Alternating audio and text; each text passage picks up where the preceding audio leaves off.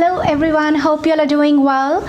Today's recipe is a very special recipe. It's from the northeastern part of India, which is where my mother's family is from. So I grew up eating this, and also eggplants in season, and I found it at the farmer's market, this beautiful eggplant. So I thought it would be fun to cook with and show you all how to do it. So the recipe is called Aloo Bagan, which is translated as potatoes and eggplant, which is what we're going to be cooking with today. So let's get right into it. So the ingredients for this recipe is 1 potato cut up into pieces, into cubes, bite-sized cubes. I don't even peel the potato, but if you're going to use like Idaho or something, you can with a thick skin, you want to peel that. Then we're using half an onion sliced. It doesn't have to be super fine. We're going to use 3 cloves of garlic, and we're going to use like 1.5 inches of ginger, 1 eggplant, an Italian eggplant cut up into pretty big pieces. So if you look at it, I've cut it up into pretty like long pieces. You could even use a Japanese eggplant, and then 2 tomatoes cut up into small pieces. And in terms of spices, we are going to be using chili powder, coriander powder, turmeric, and eventually some garam masala, and yes, and some fenugreek seeds, and whole chilies. So this is all the ingredients that we're going to start with. So let's get started. So we have a pot heating up, and we're going to use mustard oil.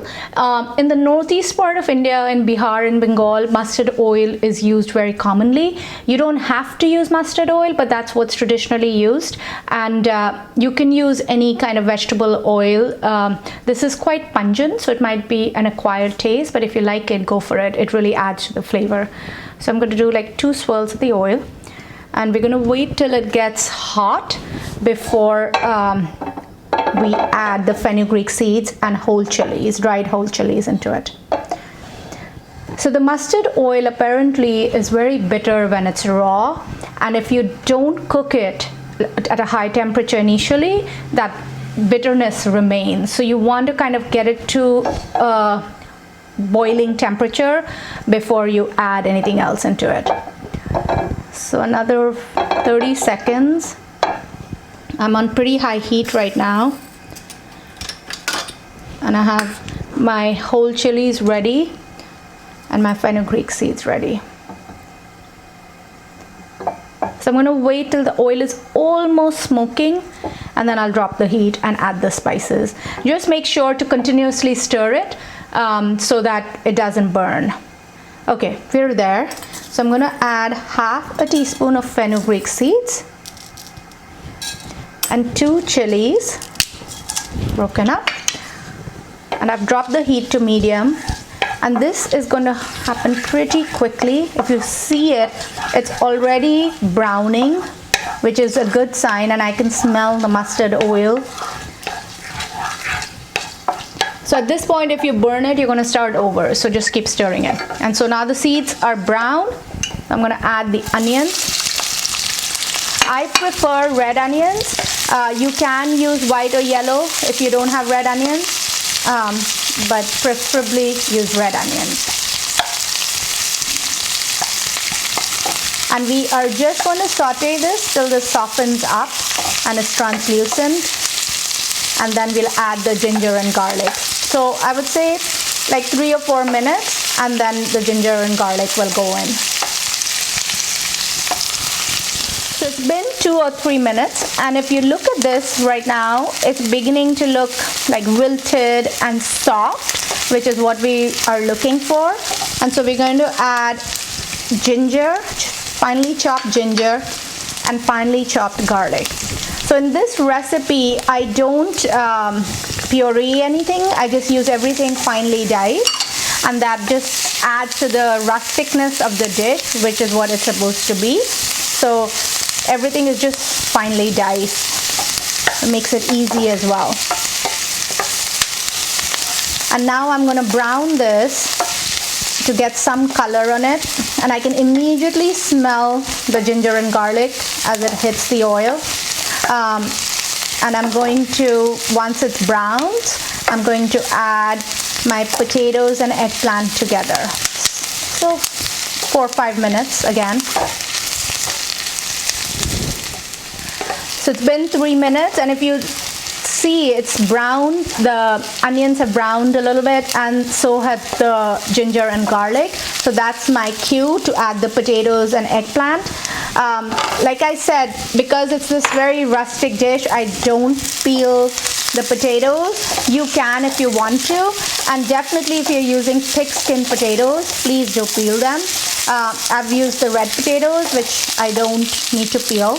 And also make sure your potatoes are not cut very big, because your eggplant and potatoes are going in at the same time.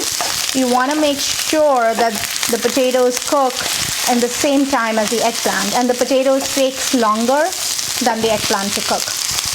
So we're on medium heat at the moment. I've mixed the potatoes, eggplant with the onions and ginger garlic, and now I'm going to add the spices.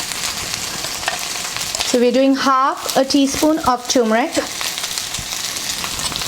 Chili powder is as spicy as you want it to be. I'm doing around 3/4 of a teaspoon, and 2 heaping teaspoons of coriander powder.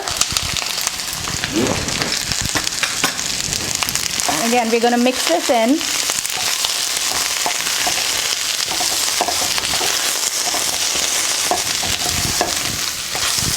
And it looks dry right now, but it won't be once it starts cooking and releasing moisture. And we're going to add some salt to taste.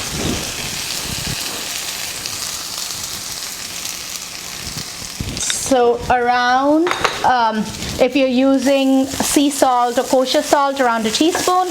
If you're using table salt, I would reduce that. So now that these spices have gone in, your potatoes are in, your eggplant's in, and we've mixed everything, we are going to cover this and let this steam and let the potatoes get soft before we do anything else. So we're on medium heat, and I'm going to put a lid and cover this. It's been 7 to 8 minutes. Actually, I checked it after 5 minutes and it was still pretty tough. So if you take a look, things are nice and browned, but what we need to test is the potatoes. So I'm going to poke a potato to see how tough it is or if it's done. So it's pretty, like, you know, it's al dente. It needs a little bit more, but it's good.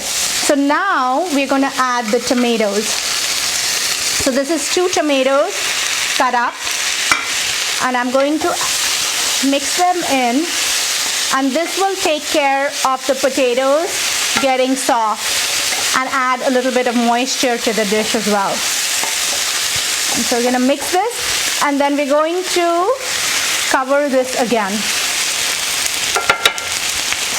And we're just going to wait for the tomatoes to kind of disintegrate, and that'll be like a couple of minutes while that happens. Okay, it's been 5 minutes. Let's take a look. So the tomatoes have started breaking down. You see now it's not as dry. And let's test the potatoes. So yeah, it's completely falling apart, which is what I want. And what we're gonna do is add garam masala, which I was saving for the end. If you remember, I usually use garam masala as a finishing spice. So I've added half a teaspoon of garam masala, and I'm going to mix this in. And now the last step is to garnish it with cilantro, and then we'll be done. I'm going to switch this off, and